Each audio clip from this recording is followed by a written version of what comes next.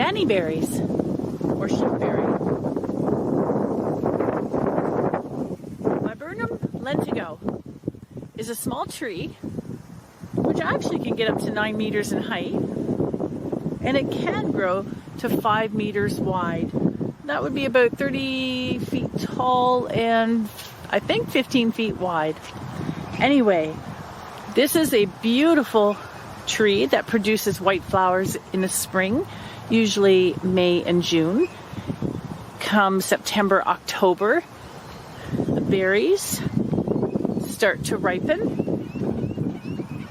and they don't do it all at once. They do it sporadically, so there are some bushes further down here in which they've all not only ripened, but they've really shriveled up. And if the wind is impeding with the video, I apologize. It's just one of those days, and this is an area I don't come to frequently, so I have to do the video now. Because by the time I come back again, these guys are going to be all gone. Anyway, once again, I'd like to thank Peter Bison, just outside of Ottawa, for helping me confirm identity of these beautiful nannyberries, many of which will be coming home with me after I do this video. There we go.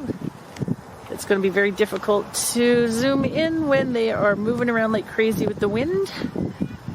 So let's see. Here's some that are ripe, some are not.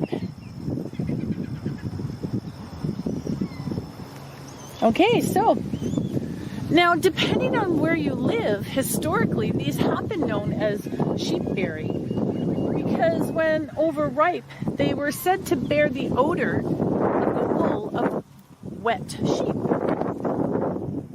These berries, of course, are edible, but they're not a very common go-to fruit. And there is very little research out there in terms of what minerals and vitamins are in these berries.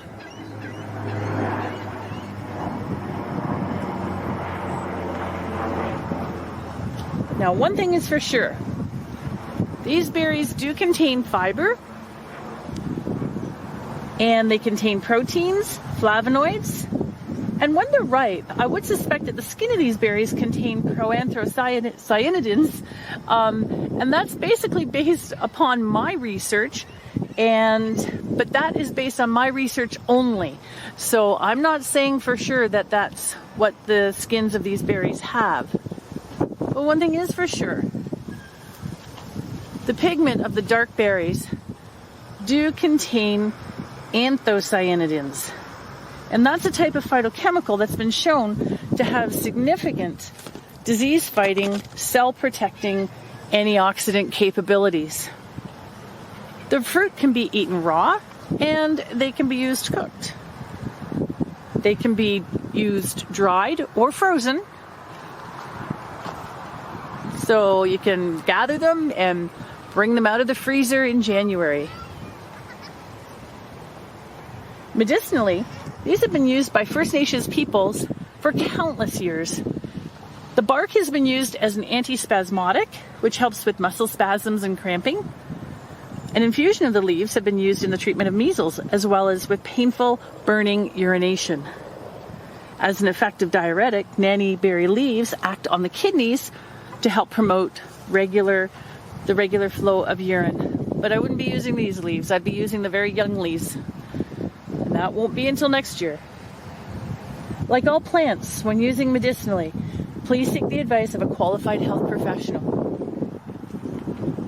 So once again, thank you, Peter. Your help is greatly appreciated. And thank you again to everybody who's watching this video. Your support is greatly appreciated. For more information, please check out the links below in the description box.